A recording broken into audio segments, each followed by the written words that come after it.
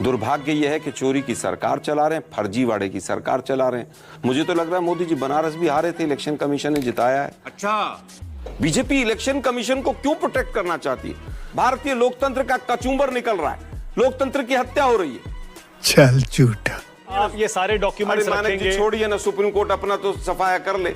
उनके यहाँ जजों के यहाँ नोटों की गाड़ियां भर के मिल रही हैं। रुकिए भाई जरा, भारतीय लोकतंत्र का देश है, लोकतांत्रिक देश है, गांधी का देश है। ओके, अजय आलोक, एक को भी नहीं छोड़ेंगे, और जो बचा रहे हैं उनको भी नहीं छोड़ेंगे। अजय आलोक, अजय साले का खोपड़ी तोड़। आलोक भाई ने बिल्कुल ठीक कहा, ये गांधी का देश है, ये गैंडियों का देश नहीं है। नियम था चुनाव आयोग का कि अगर कोई कॉन्स्टिट्यूंसी में एक कैंडिडेट मर जाए या किसी कारण उसकी मृत्यु हो जाए तो उस कॉन्स्टिट्यूंसी का इलेक्शन पोस्टपोन कर देते हैं। 1991 राजीव गांधी का डेथ होती है, पूरे भारत का चुनाव पोस्टपोन कर दिया जाता है। कौन से संविधान में लिखा था और कैसे चुनाव ने कर दिया? और राहुल गांधी कितने बड़े अज्ञानी हैं। अज्ञानी क्या क्या, ज्ञान तो है, ब्रेन चिप निकल गई है। देखिए यार, ये व्यक्तिगत आरोप मत कीजिए, लोकतंत्र है ये, एक को नहीं छोड़ेंगे। अरे आपको नहीं छोड़ेंगे, एक को जेल भेजेंगे जिन्होंने लोकतंत्र की हत्या की है। लोकतंत्र की हत्या कर रहे हैं वो इसी लायक हैं कि उनको सड़क पर घसीट कर पीटा जाए। आलोक जी, जो ऐसा करते हैं, सड़कों पर पिटाई होनी चाहिए। आलोक जी, ऐसी भाषा का इस्तेमाल मत।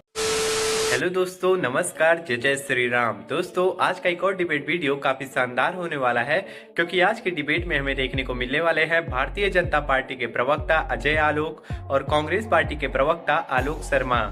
दोस्तों, कांग्रेस पार्टी के बड़े नेता राहुल गांधी ने इलेक्शन कमीशन के ऊपर काफी सारे आरोप लगाए हैं। उसी को लेके आज का ये डिबेट चल रहा था, जिसमें कांग्रेस पार्टी के प्रवक्ता डिबेट में आकर बोलते हैं कि हमारी सरकार आने पे हम किसी को भी नहीं छोड़ेंगे, सबको जेल भेजेंगे और सड़क पे घसीट घसीट के मारेंगे। फिर होना क्या था, डिबेट में बैठे सभी लोग इनका मजा ले रहे थे और ये डिबेट में अपनी ही बेइज्जती करवाए जा रहे थे। और हाँ दोस्तों, आज की यह डिबेट काफी ज्यादा शानदार होने वाली है, तो आप लोगों से अनुरोध है डिबेट को शुरू से लेके अंत तक पूरा देखिएगा, तभी आप सभी को यह पूरा डिबेट समझ में आएगा। और हाँ दोस्तों, वीडियो अगर आप लोगों को अच्छी लगेगी तो वीडियो को लाइक करिएगा, चैनल को हमारे सब्सक्राइब कर लीजिएगा।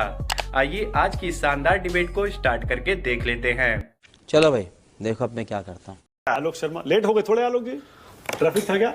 इतना बुरा ट्रैफिक है दिल्ली के अंदर। अमित शाह जी एमएलए खरीदने में व्यस्त रहे, 11 साल तक दिल्ली का बेड़ा गर्क कर दिया। अब आप सवाल पर आइए। जीते हुए एमएलए खरीदे हुए नहीं है, ये कल्चर आपका है। अच्छा, इस पर पास रखिए, इस पर एमएलए खरीद के ही सरकारें बनाई, दिल्ली का बेड़ा गर्क कर दिया। अरे खाली बिकने वाले लोग अपने पास रखोगे क्या करेंगे? बिकेगा ही ना बाजार। इस पर फिर किसी मतलब सारा माल आप रखे हुए बिकने वाला। इसका मतलब आपने मान लिया कि एमएलए सारा आप बोल रहे हैं कि एमएलए खरीदे सारा माल बिकने वाला। आलोक जी, अब मुद्दे पर आते हैं। राहुल गांधी ने ये जो आरोप लगाए वोट चोरी के, अजय आलोक, बीजेपी सब यही कह रहे हैं कि भैया यही तो चुनाव आयोग कह रहा है भाई। हाँ, डुप्लीकेट एंट्रीज हैं, फेक एड्रेसेस या गलत एड्रेसेस हैं, एक एक घर पर कई कई वोटर रजिस्टर्ड हैं, इसीलिए तो एसआईआर कर रहे हैं हम। राहुल गांधी ने एसआईआर की बात को सही कर दिया। आलोक जी, दुर्भाग्य यह है कि इलेक्शन कमीशन को बीजेपी बचाती है, बीजेपी को इलेक्शन कमीशन बचाता है। दोनों एक बिल्कुल हाथ में हाथ मिला के चल रहे हैं, और जहां हाथ थोड़ा सा ढीला होता है तो मीडिया बीच में आ जाता है। मीडिया फिर ग्रीसिंग का काम करता है। 90 से 95% मीडिया उसी तरह के सवाल विपक्ष से पूछता है, मानक जी, जिस तरह के बीजेपी पूछती है। दुर्भाग्य यह है कि चोरी की सरकार चला रहे हैं, फर्जीवाड़े की सरकार चला रहे हैं। मुझे तो लग रहा है मोदी जी बनारस भी हारे थे, इलेक्शन कमीशन ने जिताया है। अच्छा, वो कह रहे हैं वो जो महादेवपुरा की सीट है, वो कह रहे हैं हम तो हमेशा से वो जीतते आए हैं, और फैक्ट ये है कि उसमें बीजेपी को 65%, 55% वोट मिलता है आलोक जी विधानसभा में। वो इसी तरह से तो मिलता, वही तो पकड़ा गया, वही तो चोरी पकड़ी गई है।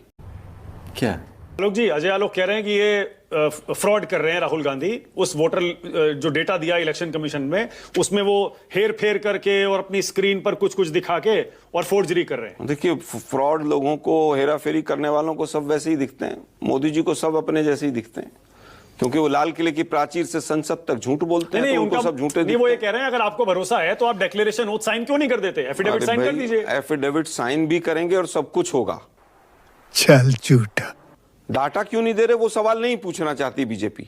बीजेपी इलेक्शन कमीशन को क्यों प्रोटेक्ट करना चाहती है? मतलब अडानी पे सवाल पूछो तो बीजेपी एकदम फ्रंट में आके खड़ी हो जाएगी, इलेक्शन कमीशन पे पूछो तो बीजेपी आके फ्रंट में खड़ी हो जाएगी। अरे भाई, चंडीगढ़ मॉडल तो याद होगा ना मानक जी आपको, क्या हुआ उसमें? वो आदमी आज भी उस सदन का मेंबर बना हुआ है। दुर्भाग्य, सुप्रीम कोर्ट ने डिक्लेयर कर दिया कि ये जो आदित्य श्रीवास्तव है ना आलोक जी, जो कल राहुल गांधी ने दिखाया 4 जगह रजिस्टर्ड है, उसका एक इंटरव्यू आज आया है एक टीवी चैनल ने। छोड़ो ना यार, फ्रॉड लोगों की उसमें क्या वो ये इंटरव्यू कह का रहा जिक्र है, कर रहे सुन हैं तो आप? लीजिए, नहीं देखिए सारे पक्ष आने चाहिए। उस आदमी का ये कहना है भाई मैं लखनऊ में रहता था, परिवार वहां रहता है, उसके बाद मैं मुंबई गया, मैंने वहां अपना वोटर कार्ड शिफ्ट करा लिया, मैं बेंगलुरु गया, मैंने वहां शिफ्ट करा लिया।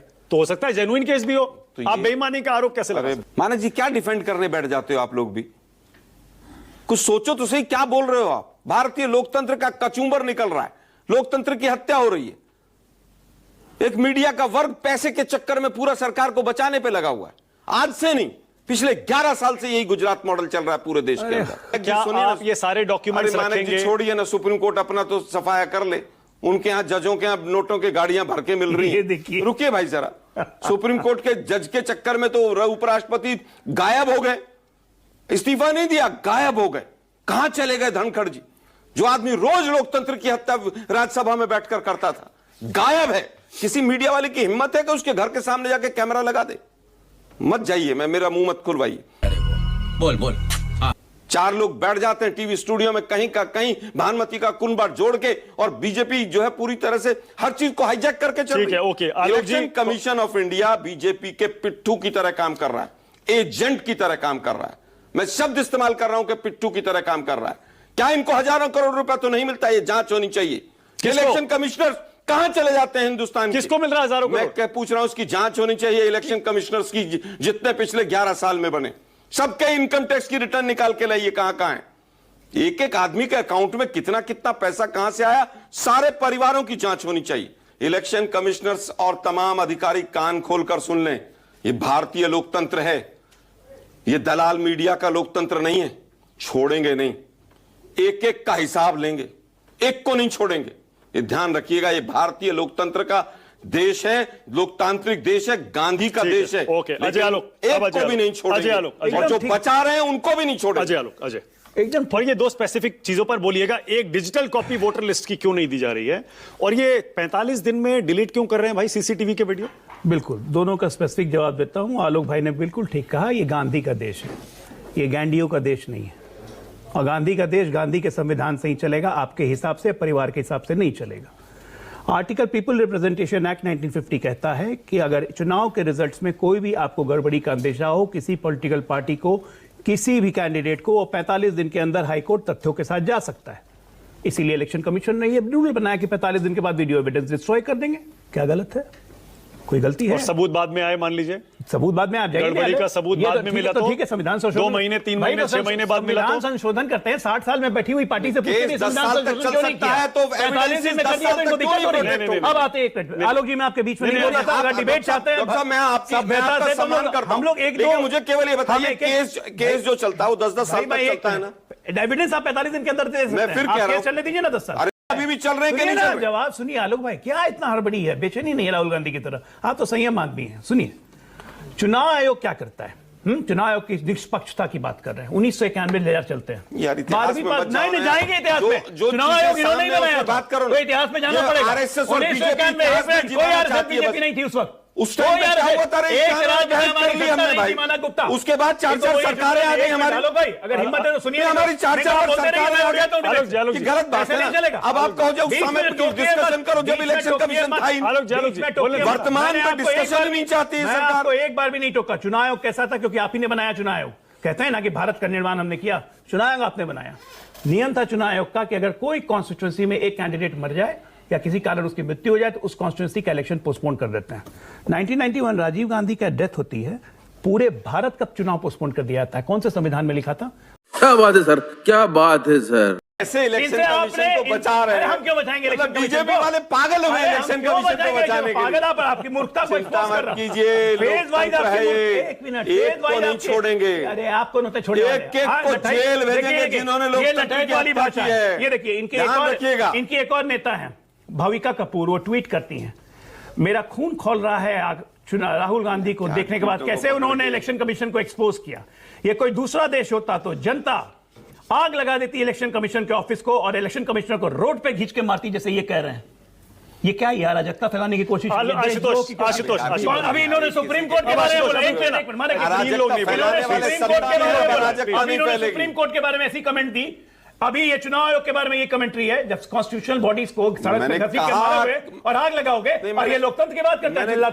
मैंने किसी को घसीट कर मारने की बात नहीं की। आशुतोष को लाइए कहा स्क्रीन मैंने? पर, आशुतोष को लाइए स्क्रीन पर। लेकिन दुर्भाग्य ये है आशुतोष, कि जो आपका- इलेक्शन कमिश्नर या इलेक्शन कमीशन के अधिकारी अब रुकिए ना। लोकतंत्र की हत्या कर रहे हैं, वो इसी लायक हैं कि उनको सड़क पर इसी पे घसीट लायक कर है। पीटा अरे, जाए। अरे, आलोक जी, ऐसे- जाने लायक है। जो अरे, ऐसा आलोक जी, करना कमाल कर रहे हैं आप। Evidence ले। मैं कह आलोक रहा जी हूं कमाल कर रहे हैं। मैं- कौन- मैं- कैसी कौन- बात है, कैसी कौन- बात कर रहे हैं मानक आलोक जी मैं फिर कह रहा हूं मानक जी मैं फिर कह रहा हूं आपको कि लोकतंत्र के बारे में जो कमेंट्री, इलेक्शन- चुनाव आयोग के बारे में अरे कमेंट्री। भाई मैंने कहा ये भारत के लोकतंत्र मैं का फिर अपमान कर रहे हैं, इनको लोकतंत्र में भरोसा नहीं ओए, है। अच्छा, अपनी बात ये को फिर इमरजेंसी रिपीट के बहुत करता ध्यान हूं हो गया, कि इलेक्शन आशुतोष, कमीशन आशुतोष, के जो इमरजेंसी अधिकारी अरे, रुकिए। लोकतंत्र की हत्या करते हुए प्रूव होते हैं, सड़कों पर पिटाई होनी चाहिए। आए आलोक जी, ऐसी भाषा का इस्तेमाल मत करिए, कमाल है। आप मैं फिर लोकतंत्र कह रहा हूं- लोकतंत्र की दुहाई देते मैं हैं, फिर आप कह रहा हूं- संविधान की दुहाई देते हैं आप।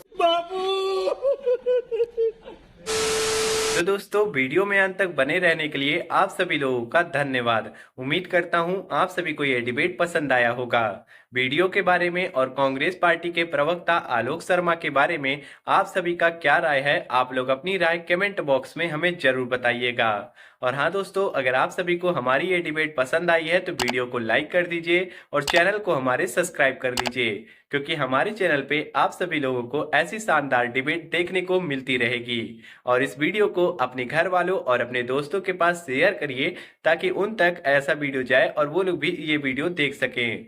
आप सभी लोगों से हम जल्दी मुलाकात करेंगे एक और शानदार डिबेट के साथ। तब तक के लिए आप लोग अपना और अपने प्यारे परिवार का ध्यान रखिए। जय हिंद, जय भारत, वंदे मातरम, जय जय सीताराम।